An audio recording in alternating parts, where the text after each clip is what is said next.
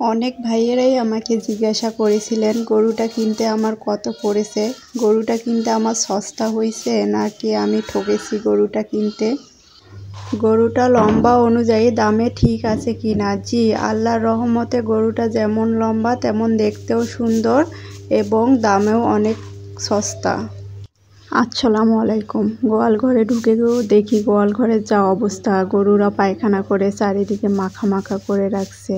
আর দুপুর হলেই তো প্রতিদিন সেগুলা পরিষ্কার করতে যাই। গরুর জায়গা যদি নিয়ম মতে পরিষ্কার করা না হয় তাহলে দেখতে কেমন লাগে, আর তারাও ওখানে শুয়ে শান্তি পায় না। গরুর জায়গায় যদি এভাবে টাইম টু টাইম আসা যায় তাহলে সে জায়গাটা বেশি অপরিষ্কার হয় না। তারা পায়খানা করার সঙ্গে সঙ্গে যদি আমরা পায়খানাগুলো সরাই একদিকে রাখি তাহলে দেখতে জায়গাটা বেশ ভালোই থাকে। তারা সেগুলো কচাকচি করে না।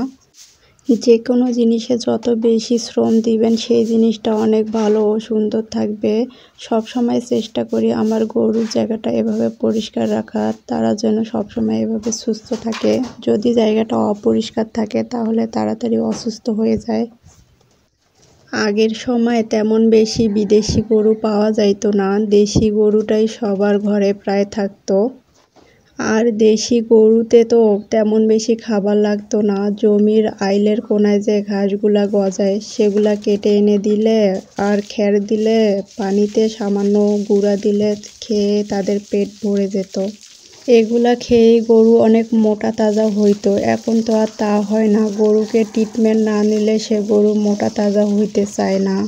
এখন যদি গরুকে সবুজ ঘাস খাদ্য ট্রিটমেন্ট না নেওয়া হয় তাহলে তো গরু মোটা তাজাই হতে চায় না। গরুর অনেক অসুখ আসে, গরু সবসময় অসুস্থ হয়ে পড়ে।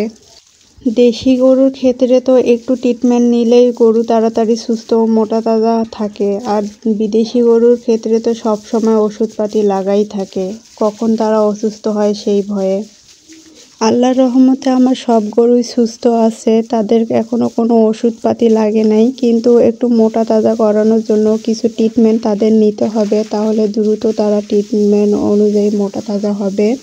আর আমার মতে মনে হয় গরুকে সুস্থ রাখার জন্য প্রতিদিন গরুকে গোসল করানো বা শেডগুলা ধুয়ে দেওয়া উচিত, কারণ জীবাণু তো সবসময় লেগেই থাকে। গরুর পায়খানায় বলেন, প্রস্রাবে বলেন, এগুলাতে তো অনেক জীবাণু থাকে।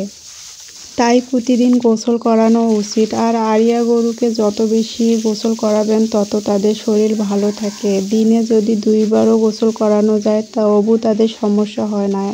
আর গরমের সময় গরুকে যত বেশি গোসল করানো হবে গরুর গা তত ঠান্ডা থাকবে। আড়িয়া গরুকে এভাবে প্রতিদিন গোসল করানোর ফলে গরু অনেক ভালো থাকে। তাই আমি প্রতিদিনে গোসল করাই আর শেডগুলো সুন্দরভাবে পরিষ্কার করে দেই।